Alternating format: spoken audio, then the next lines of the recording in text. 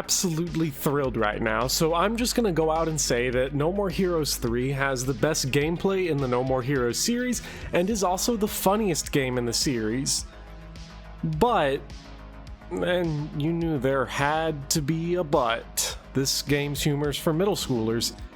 The game is not a cogent whole. No More Heroes 3 is endlessly creative, constantly churning itself into new forms.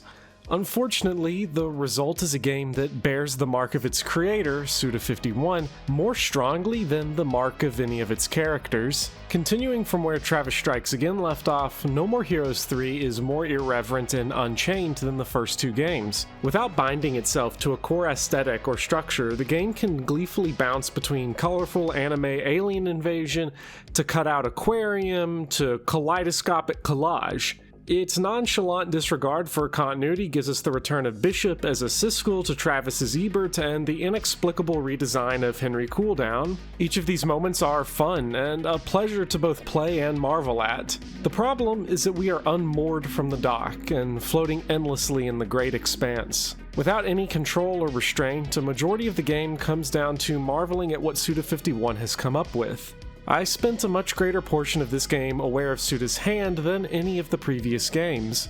If you're a big fan of his work, which I am, this makes for an entertaining experience, but it allows the player and the game itself to quickly lose sight of the story's core thematic elements. If you want the quick take on No More Heroes 3, that's it.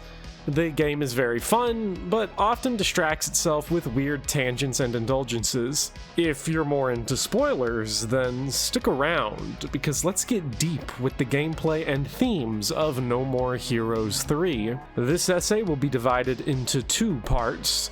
The first about the gameplay of No More Heroes 3, and the second about the themes and writing of the game.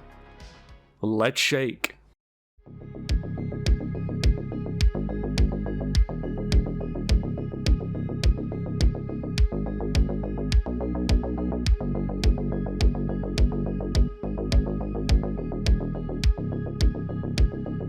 The aliens! They're here, and they're destroying the planet. Led by the evil Fu, the aliens are bent on conquest, and it's up to Travis Touchdown, the world's most vile loser, to stand up to the strongest forces of alien kind and save the world. It's a simple plot, and one that allows the game to assume both a familiar structure and also explore new thematic and aesthetic ideas. Once we take control of Travis, we are treated to an onslaught of mostly familiar mechanics.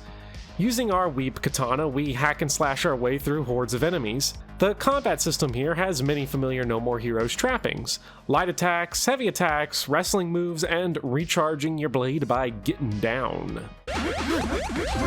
These basic combat moves were the entire combat systems in the first two games.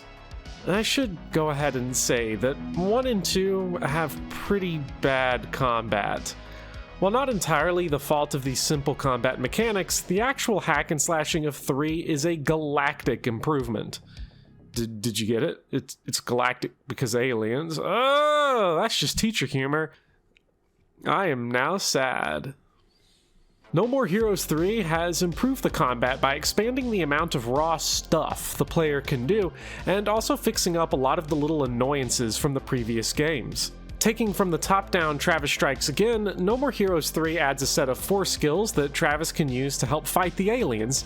Death Kick, which sends an enemy flying backwards with high damage. Death Slow, which creates an AoE that dramatically cuts enemy speeds. Death Melt, which creates an AoE that damages enemies, and Death Force, which throws an enemy into another enemy. All 4 of these skills enable different combat styles and are always useful all the time. Combined with the quick cooldown time, they get to be used frequently.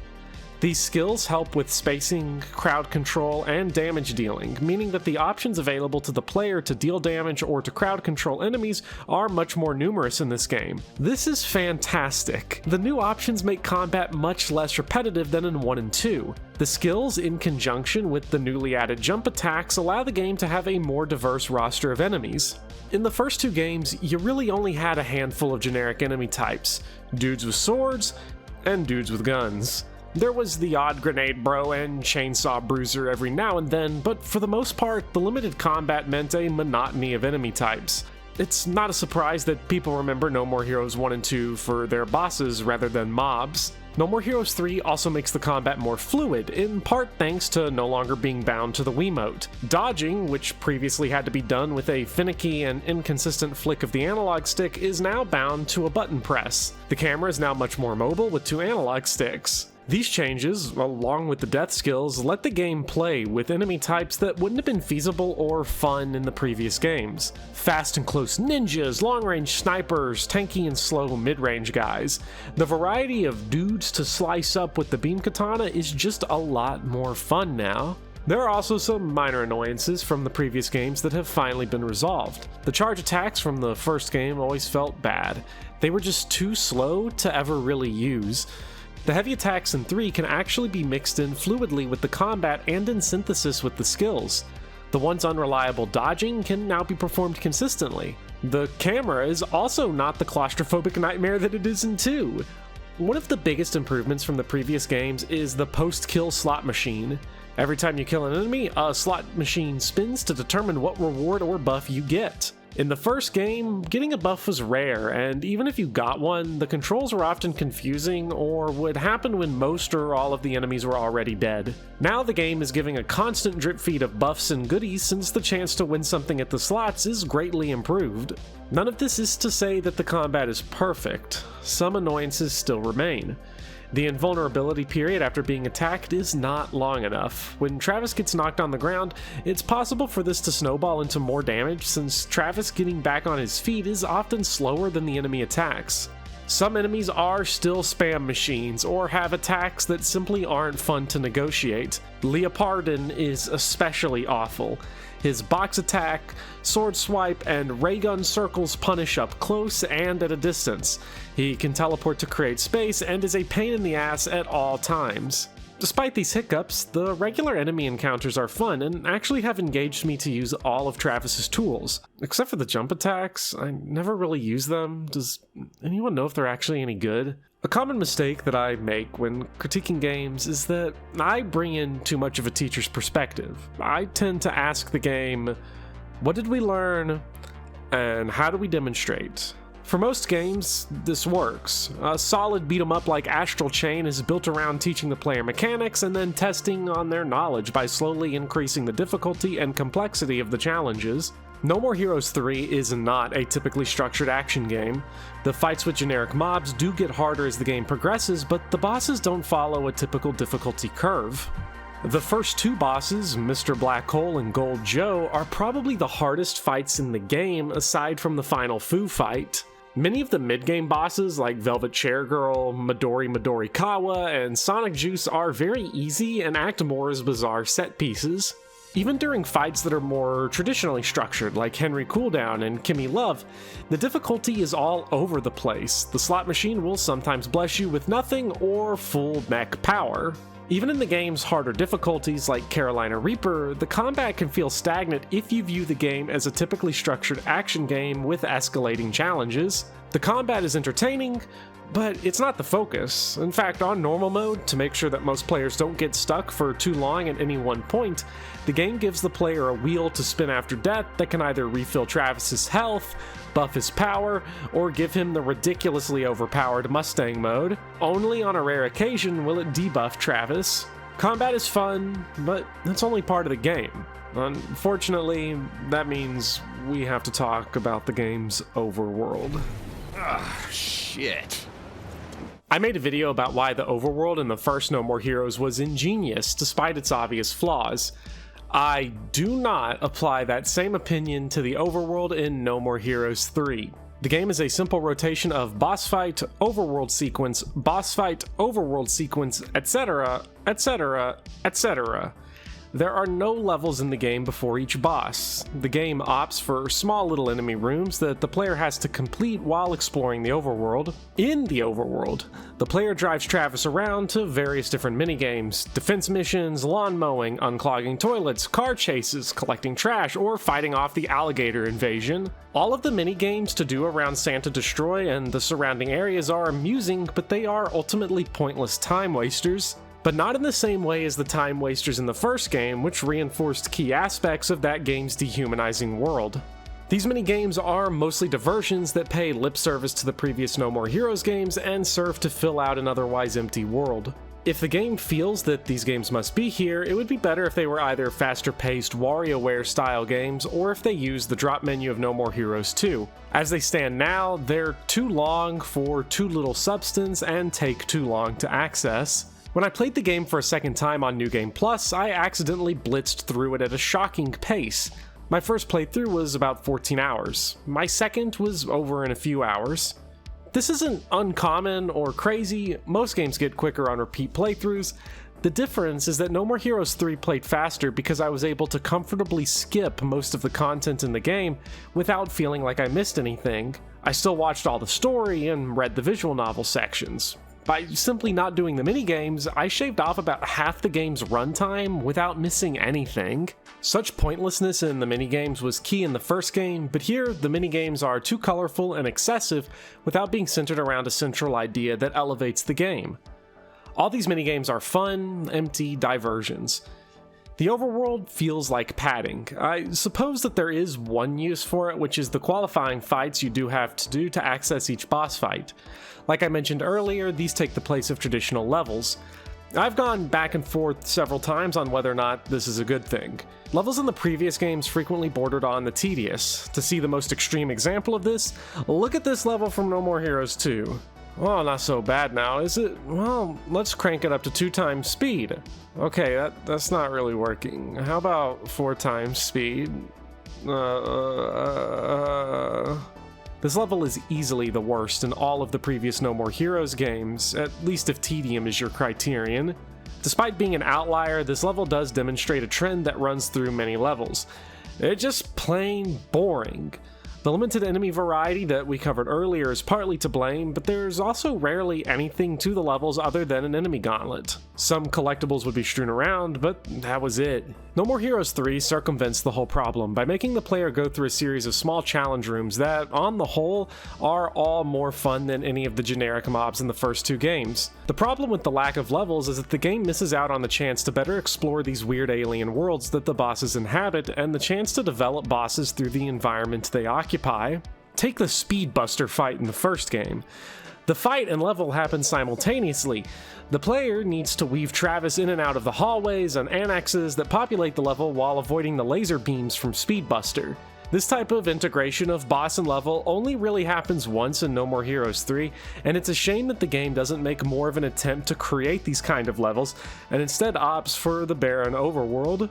Regardless, the game remains enjoyable all the way through, and this is all without mentioning the story and all of its aesthetics. As we make our way from gameplay to story analysis, I'd like to take a quick moment here to marvel at these beautiful names on screen. These wonderful folks back the channel over on Patreon or support right here on YouTube by being members. Only through their generous support are videos like this one possible. If you want to chip in and receive bonus content like early access scripts, polls, and Q&As, consider following the link in the description. Whenever I'm feeling nostalgic for the early 2000s, a quick way to unnostalgic myself is to remember the parody movies that populated the late 2000s. Disaster Movie, Epic Movie, Meet the Spartans. These movies were staples when my group of horny middle school friends would hang out. We would rent these movies from the last remaining video rental shop in town and would half-heartedly watch until Carmen Electra was on screen. The films of disaster directors Jason Freeberg and Aaron Seltzer are often considered some of the worst movies ever made. Are they? Sure. I'm hardly a neutral observer. These movies represent a time when I thought all high school was going to be was non-stop sex and looking like I was 32. While high school, and especially college, had sex and drugs, it was much more confusing than disaster movie-fueled game nights led me to believe. I'm a man. I'm supposed to love women, and I do, but watching 2 muscle men kiss in the shower during a late-night marathon of The Hard Times of R.J. Berger gave me something of an out-of-body experience. And everything smells, and everyone's hormonal, and nervous, and ugly. Homework is brutal, grade reports are always looming, after-school anime and theater clubs are nothing but awkward tension. Everything is performative. All the world's a stage, your freshman English teacher assures you, and all the men and women merely players. But most English teachers have never actually read As You Like It and only know the quote from their Shakespeare mug. The emotional depth of that speech is unknown to most who hear it. The speech takes us through the life cycle of man and ends on our body's final decay. We will live, we will die, and in our short lives, we will fulfill our predestined archetypes. In middle school and high school, being unique, different, and existing outside of the normal was deeply important. The irony is that me, and many of the people I was with, did everything we could to have as shallow an understanding of ourselves as possible for as long as we could, while also trying desperately to put out the performance of cool. Great art, failed relationships, and death would destroy that mission, but cheap, shitty comedy was a primary tool for me and many friends to barricade ourselves from the world. Eventually, great comedies like Rushmore would enter my consciousness and challenge me, but disaster movie and epic movie were comforting. As films, they are nothing but an 80-minute barrage of references and pop culture-centric jokes. Jokes that are simple references to pop culture are as old as there have been references. What makes these movies unique is that they're nothing but that, and also very long. Most of us are drawn to references as comfort food for the brain. In the fallout from these films' dominance, the internet has taken over and short-form memes have become the dominant means of reference jokes. Joel Haver's video, tailing missions from the NPC's perspective, is funny. Hilarious even, but at its heart, it's simply a more creative version of Disaster Movie or Saturday Night Live. It takes something that its audience knows, how stupid tailing missions are in video games, and riffs it for a couple minutes. This isn't a value judgment, it's a very good video, but its lasting impact on me is mostly referencing Tony Lazzuto and Must Have Been My Imagination. Functionally, this is doing the same thing for me as Disaster Movie, and it represents the entirety of Travis Touchdown's understanding of life in No More Heroes 3. It's no surprise that I found Travis cool at the same time my favorite movies were Disaster Movie and Death Wish 3. Travis is cool because he cusses, kills people, and seems untethered from the material world. His misogyny, misanthropy, violence, and general loser-ass life fell away because I, like Travis, did not want to have to deal with life. I wanted to hide away in the comfort of things I knew. Those things being performative coolness, disregarding others, and references. Travis in No More Heroes 3 is the product of a life lived entirely with this perspective. Not the violence or the hatred, but the hiding away in pop culture and references. When the aliens first invade, this is Travis's reaction. Was today the 4th of July? If not, is the Empire striking back or what? This sets him off into a journey where his predominant understanding of what's happening around him is references to media, pop culture, and even the previous games in the series. When sniping Lee is killed, Travis predicts that Henry killed him because this kind of kill snatching is similar to Henry killing Let's Shake in the first game. Even the name of Travis's motel is now No More Heroes 3. There are so many references and so many fourth wall breaks from Travis and others. Partly it's to wink and nod at the audience, but it's also because Travis is essentially only capable of viewing his life through the lens of media. His life is a collection of plot threads, twists, sequels, anime openings, forgotten arcs, and references. Even his death is dealt with through the context of a video game he remembers from a long time ago. In the game, Travis is not the only person who lets media dictate their life, but he is the most shallow. Let's check in on one of those less shallow people. Little brother. You came, you cosplaying dickhead. Henry has been Travis's anti-hero turned ally brother, and now he's full antagonist. During his transformation, he lost his Irish accent, changed his life's mission and outlook. Why? Well, according to him, it's because he saw a movie that sounds a lot like Thor. Henry, as much as he would hate to admit it, is similar to Travis here. His understanding of life being both best communicated and understood through media references. Unlike Travis, Henry actually grows from that to move beyond simply regurgitating references in media. Sure, he's evil and insane, but his understanding of life is a complex fusion of media, lived experiences, and interactions with other people.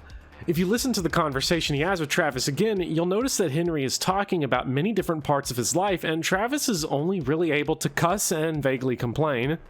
Travis is either unwilling or unable to understand the world around him if it's not viewed through the lens of a reference or his desire to be cool.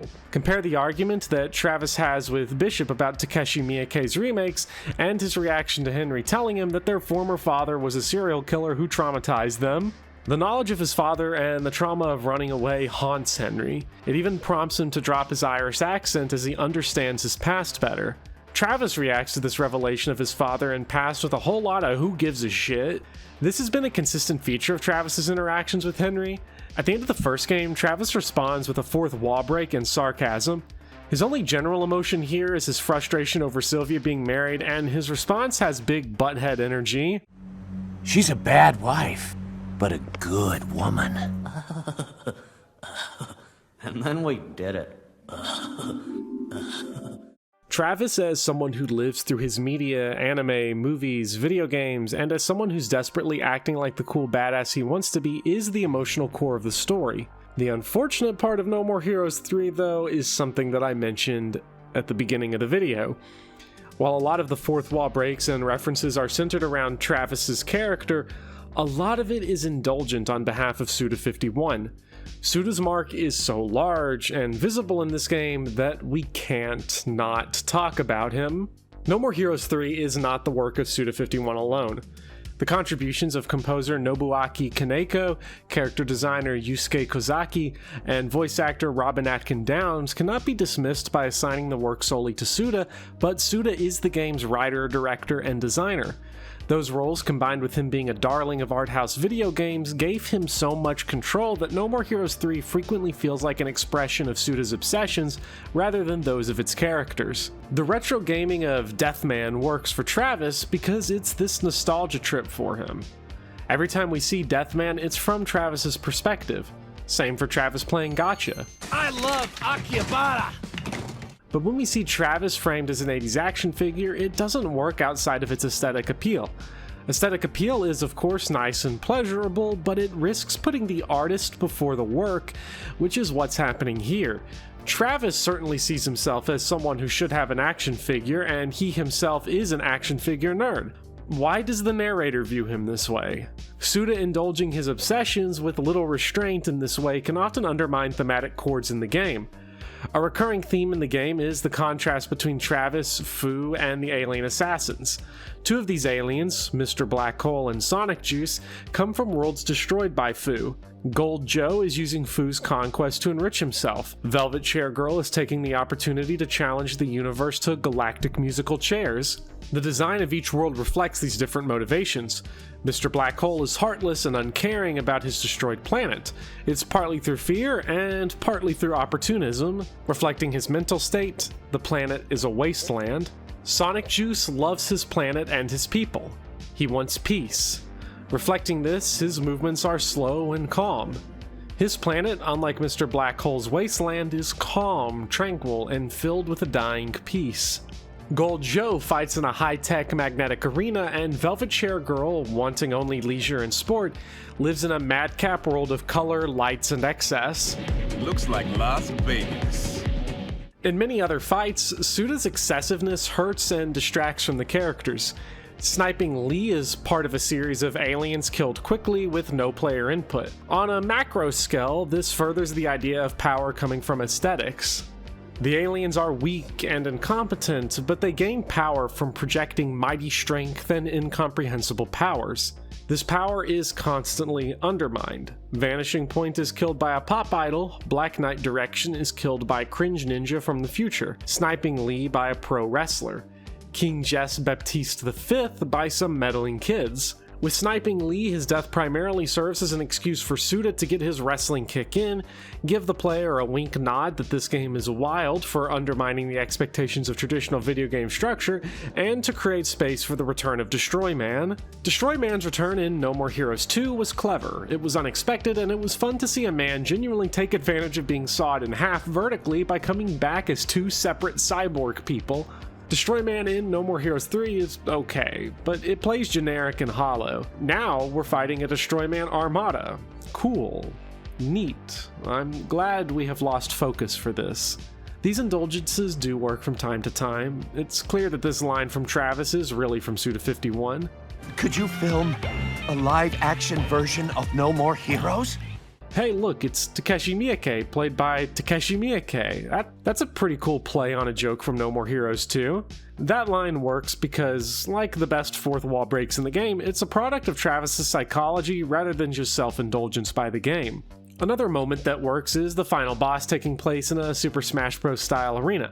With all the demand for Travis and Smash, you might as well put Smash in No More Heroes. Unlike the sniping Lee scene, sometimes the problem isn't so much that the immediate happenings are distracting, but that the game's overall structure prevents thematic clarity. Some characters like Kimi Love and Midori Kawa are left woefully underexplored because the game dedicates so much time to the weird and indulgent minigames and overworld nonsense. Midori gets at least some time to develop since she's the only boss that gets a level attached to her fight, but even then, people who've played the Silver Case will be distracted by Suda going out of his way to establish some sort of Sudaverse. Earlier, I called the overworld padding for the gameplay, and I stand by that. I think the issue gets further compounded by thematic resonance being hard to come by, same for the lack of levels. No More Heroes games have always been 10 to 12 hour romps. The problem isn't that 3 isn't longer, but that it uses its time unwisely to cater to all of Suda's crazy ideas for minigames, references, and callbacks. The last section sounded harsh and super negative. I don't want to end on that note because I loved my time with No More Heroes 3. It's just unfortunate that it frequently interrupted itself to remain a more surface level experience than the other 3 games. As the true ending played, I laughed some hearty laughs, but my brain worms kept tickling me, whispering cruel thoughts. The massive scale and volume of goofball reveals during the scene felt in line with the series. Henry is behind the alien invasion, time travel, saving a doomed future, Travis has a grandkid who's a ninja. It's at once a callback to the first game's final cliffhanger and an unnecessary upping of the stakes. The first game was a marriage and brother reveal, so this game has to have the same twists, but bigger and crazier. More wow. And yeah, it's fine. The animation is fun and the laughs are plenty, but it leaves me wondering what really could or should be in the future from Travis Touchdown and No More Heroes. Maybe this ending is genius. The first game was a small title with little hope for mainstream success. Its ending was a parody of excessive storytelling and sequelitis. Now the franchise is, well, a franchise, large enough to have 3 sequels, to be a top seller, and have fans get mad when a game deviates from its established formula. Perhaps this ending is an acknowledgement of franchise fatigue, the expectations of sequels, and the scum found at the bottom of the barrel. I guess that depends on No More Heroes 4, if that game ever exists, or what it is when it does. For now, I'm happy with the series and my time with Travis Touchdown. Here's to the end, or maybe the beginning. Who really knows?